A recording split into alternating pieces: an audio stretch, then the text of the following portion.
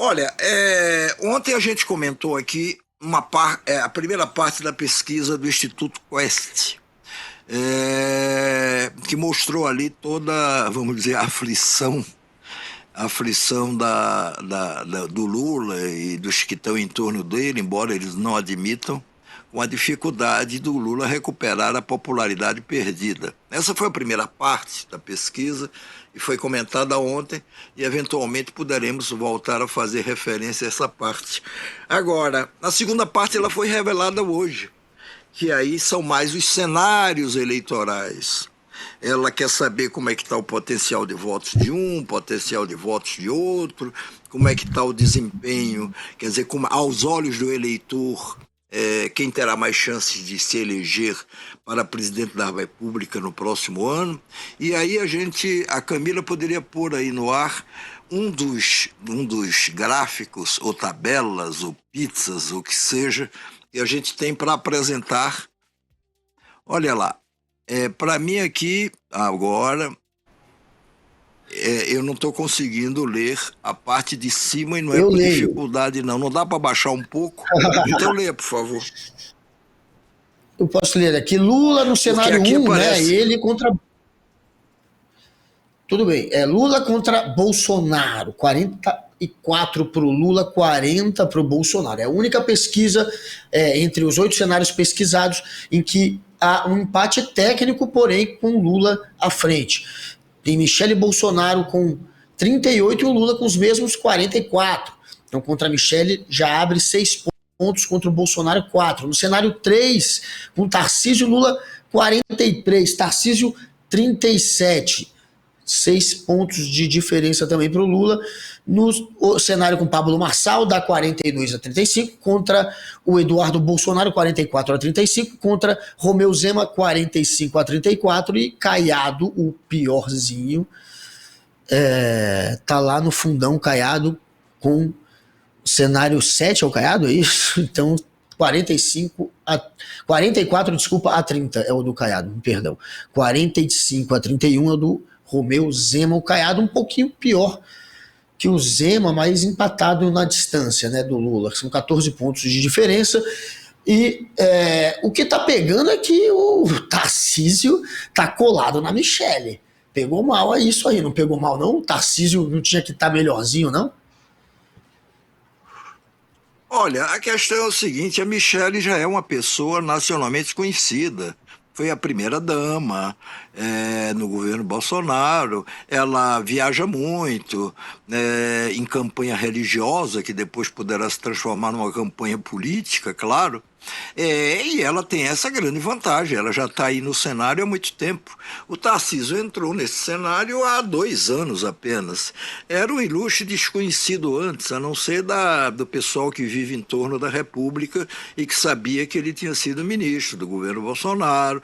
Antes, ele tinha trabalhado no governo Dilma como presidente ou diretor-geral do DENOX, Departamento Nacional de Obras contra a Seca. Então não dá muito para comparar um com o outro, dada a essas circunstâncias e essas coisas que os distinguem.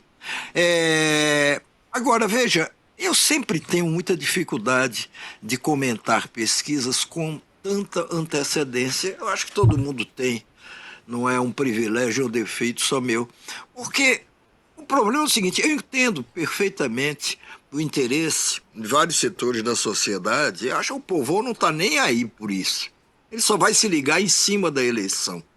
Mas as elites, enfim, as pessoas que têm negócios, nós jornalistas que temos curiosidades, se tiver pesquisa é bom, a gente vai vendo como é que evoluem os candidatos, os nomes, etc. e tal. No caso de pesquisas feitas com muita antecipação, elas servem para dizer: olha, agora melhorou, agora piorou, agora cresceu mais, agora caiu um ponto. Na vida real isso não faz muita diferença, mas para alguns segmentos da sociedade faz. E de todo jeito essas pesquisas servem, porque de tanto elas se repetirem, elas vão traçando, elas vão fazendo um filme. Não é só o retrato de um momento, elas vão fazendo um filme onde a gente vai entendendo: oh, ele começou, melhorou, subiu, desceu. Mas o que interessa mesmo é quando chega lá. Por exemplo, o Collor, quando o Collor surgiu candidato a presidente da República, na primeira eleição direta para presidente depois do fim da ditadura, que foi em 1989, o Collor era o governador de Alagoas. Alagoas é um estado pequeno, embora com uma influência política historicamente sempre destacável, mas é um estado pequeno. Ele teve ali a alavancá-lo um marketing muito poderoso, que o vendeu como o caçador de marajás, porque tinha muito empregado público lá que não batia ponto, nem bater ponto não batia.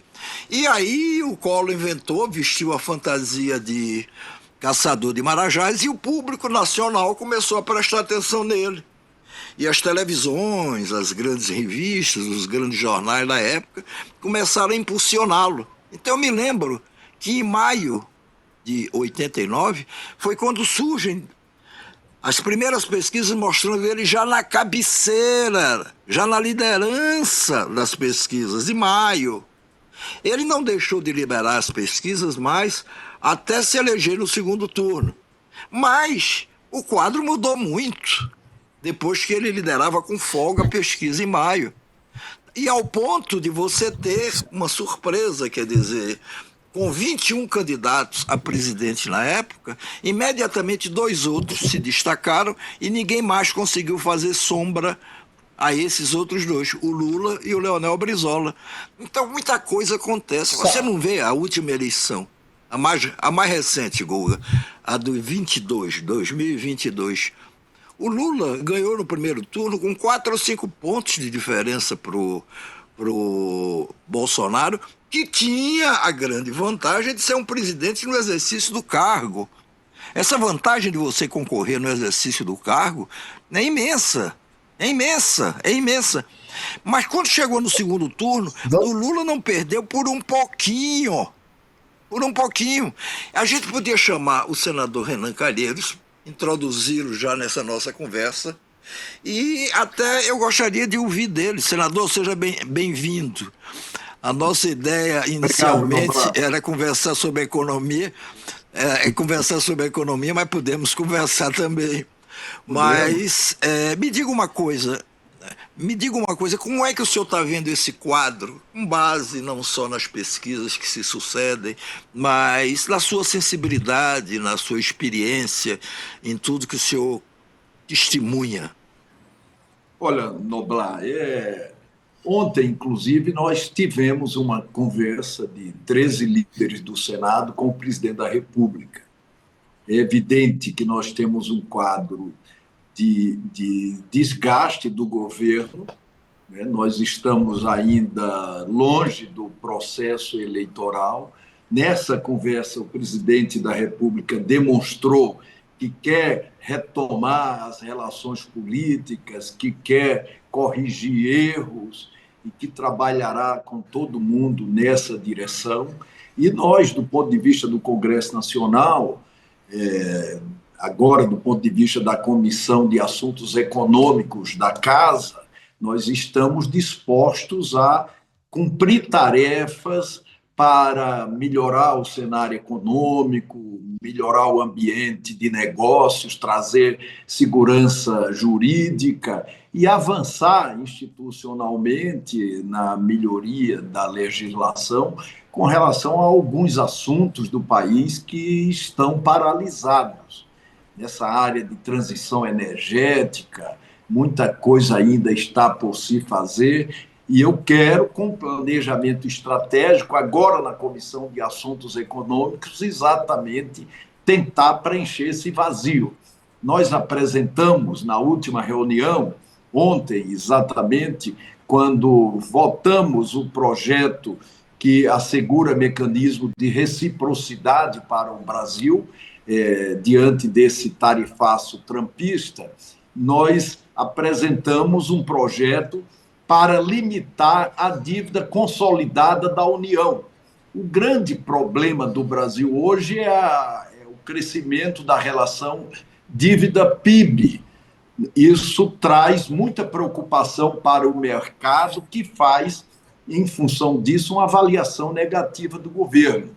O presidente Fernando Henrique Cardoso mandou, em 2000, para o Congresso Nacional, um projeto de lei complementar limitando as dívidas de Estado, Distrito Federal e municípios, e da própria União. O Congresso limitou as dívidas de municípios e de estados e até hoje não votou a limitação da dívida consolidada da União. Então, nós apresentamos um projeto para fazer isso. Se o governo apoiar, eu disse ao presidente da República ontem, será uma inequívoca demonstração do seu compromisso com a responsabilidade fiscal e com o cumprimento da Constituição, uma vez que essa limitação é um mandamento constitucional. Então, senador, o senhor acha que esse... Sim. Pode ir, Guga. Não, vá, termina, completa e eu faço depois. Você está no mesmo assunto, vai. Eu ia perguntar o seguinte, senador, esse tarifaço, agora eu vou, agora você falou para eu ir, agora aguardo. Esse tarifaço